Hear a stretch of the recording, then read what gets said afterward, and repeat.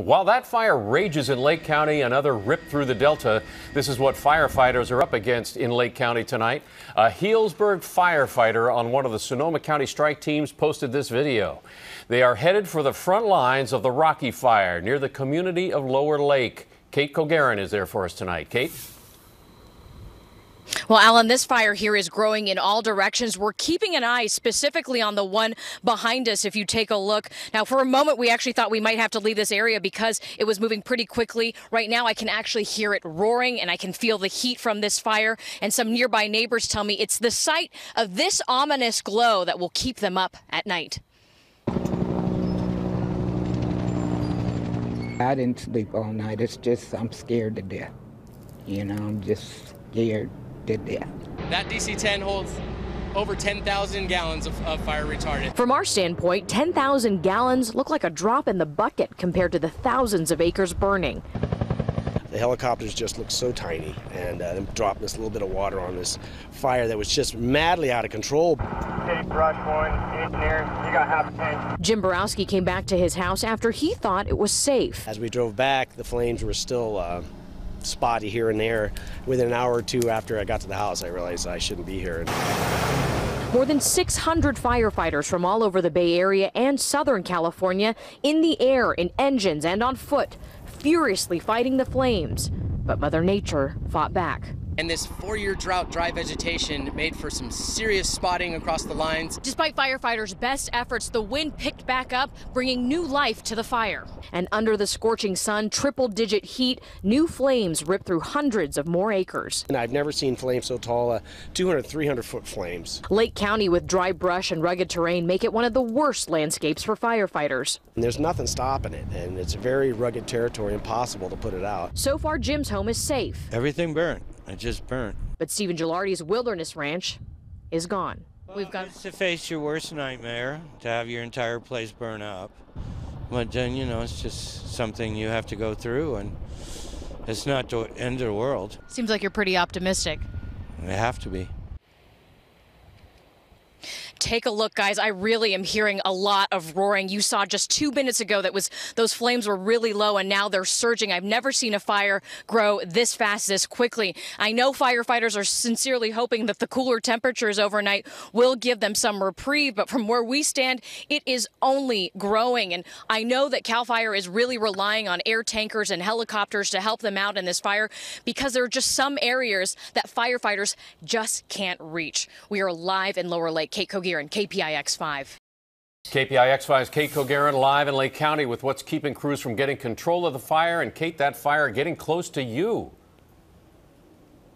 Yes, exactly. In fact, we were just told by CAL FIRE as soon as we are done here, we're going to have to leave very quickly because if you take a closer look, that fire is burning towards us pretty fast, pretty strong. Really, though, firefighters here need a break because the Rocky Fire isn't growing in one direction, but all directions, making this wind firefighters' worst enemy. We've never seen this before, this bad. And it's really bad. This is day 3 of the battle against the Rocky Fire, and so far, the flames are winning. This is my hometown. My hometown is burning. I'm in shock. I don't know. I'm stressed.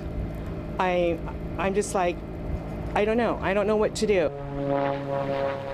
Sally Davison left as soon as sheriff's deputies came pounding on her door. She doesn't know if her house is still standing, but she says some neighbors refuse to leave and worries they're putting more property in danger. Then they're endangering other people's structures. They're taking the firemen away from the fires to be able to contain it, and it's just going to make it last even longer, and people need to leave. At first, Alan Fleckenstein didn't want to leave his home, but when the wind decided to change direction, he decided to change his mind. Pack up, get ready to go. Your life's more important than your stuff. I can actually feel the heat and hear the roar and intensity of this fire just about 150 feet from me. See, the wind is causing this fire to spread faster to the north, so once again, firefighters are in a race against time. It's going to be a matter of following this fire around in kind of a curve and trying to stay ahead of it. White specks of ash fall from the sky like snow. But those white specks are an eerie reminder for neighbors that the fire is growing and moving closer to town. I could see this huge plume just growing. It's rolling in like fog, the smoke and ash. We've been seeing that ash come down all day, but I'm taking a look at this fire. Again, you can just really see how ferocious, how aggressive it is. Again, CAL FIRE told us we will have to be leaving the scene pretty shortly, but we wanted to give you an up-close look at what's been going on. They have a lot of work ahead of them, so we do wish them the best of luck because it's going to be one long day. Reporting live in Lake County, Kate Kogier, KPIX 5. The wildfires burning across the state are so bad, the governor has declared a state of emergency. That means he can mobilize additional firefighting and disaster response resources. KPIX 5's Kate Kogier in Lake County, one of the largest fires burning in the state right now. Kate? Well, Alan, it's absolutely devastating to see how much damage this fire has caused. We're up high enough now that we can show you an aerial view so you can take a look at the landscape here, and you can also see what CAL FIRE has been talking about, a lot of this rugged terrain that's hard to reach. I want to point out in this grayish area where you see a little bit of that activity down there, that's where PG&E was originally staged out. They were trying to restore power, but even they were asked to leave because of the ever-changing winds. CAL FIRE just keeps stressing out here, there is no safe place with this unpredictable fire.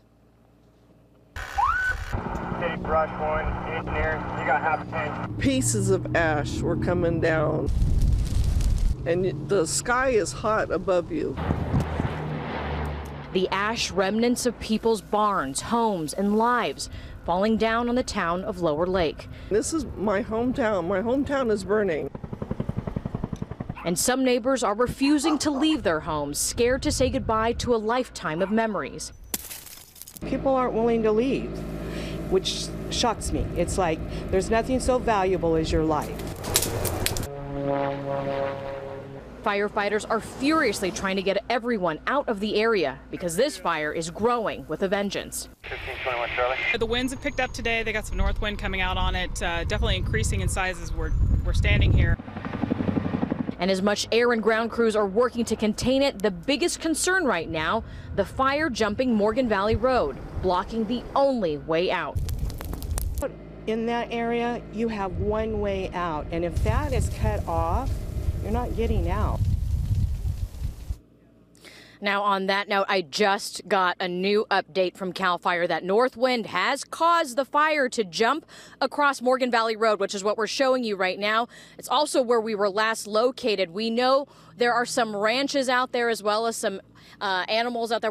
CAL FIRE is there trying to get people to leave, anybody who is there, trying to evacuate the last of the families and animals that are in that area. Reporting live, Alan, back to you. Yeah, Kate, I know you've had to move several times because it's been dangerous where you've set up to go live and give us these reports. But I'm thinking about the folks in that story. By the way, I'm told the fire's now burned 18,000 acres. That's how big it's gotten. The folks in your story that you talked about that are refusing to get out, is law enforcement set up to forcibly remove these folks if they have to for their own safety? Well, what I do know is that the sheriff's deputies have gone in, knocked on all these doors, told people to leave. But beyond that, I'm not quite sure if they have forcibly left. My photographer is actually pointing out something that we want to show you, though, right now. You see there, these are the planes. The air tankers are coming back again in this area because that is the best method of defense in this fire right now, is dropping water out in this area. But going back to your question, Alan, that is excellent. We don't know if they're going in and forcibly removing them, but we do know that they've been trying to go knock on, pound on these doors, stressing that people do need to get out, especially now that that fire has jumped across Morgan Valley Road. Yeah, it's for their own safety for sure. All right, Kate Kogier, thank you so much. And